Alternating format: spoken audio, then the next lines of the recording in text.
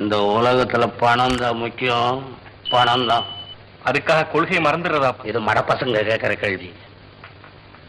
இவங்களே சொல்லியிருக்காங்களேடா, திரைக்கடல் ஒடியும் திரவியம் தேடுன்னு. அதை படுற அப்பா, நீங்க என்ன சொன்னாலும் முடியாது.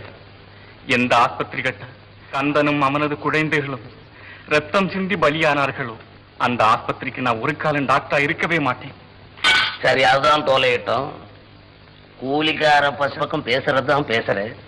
அட, புதுசா ஒரு சங்கம் நட் பண்ணி தலைக்கு 4 நாள் வசூல் பண்ணி அந்த பிசினஸ்லயாவது இம்ப்ரூவ் பண்ண. ஏழைங்களை ஏமாடிக்கிறது ஒரு பிசினஸ் அப்பா. அப்பதான்டா ஆஸ்தியும் சேரும் அந்தஸ்தும் வரும். அந்த ஆஸ்தியும் அந்தஸ்தும் எனக்கு தேவையில்லை.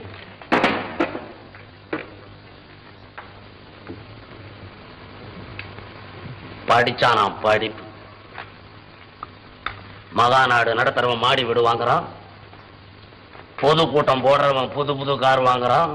இவன் என்னடா உரிக்கு பசங்களோட சுத்திக்கிட்டு இருக்காங்க. புரியாத பைய.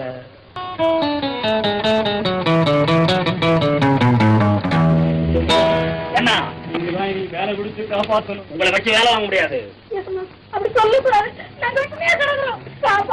நீங்க சொன்னது போல ஆனந்த ஐயா கிராமத்தை விட்டு விரட்டிட்டு, ஆனா எங்க பசிய விரட்டிலீங்க.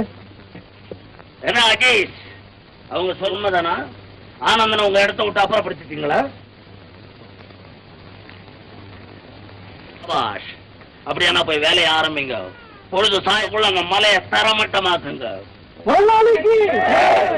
ஆனா ஒண்ணு ஞாபகம் வச்சுக்கோங்க, உங்களால தங்களுக்கு இந்த கஷ்டமும் நஷ்டமும் உண்டாச்சு.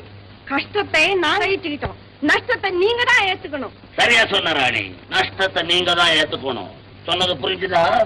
சொல்லுங்க கணக்கு பிள்ளை, நம்ம நஷ்டத்தை சரி கட்டுற வரைக்கும் இதுக்கெல்லாம் பாதி சம்பளம் தான் கிடைக்கும்னா இதுதான் நியாயம். இதுல மறுக்கிறதுக்கு என்ன இருக்குது?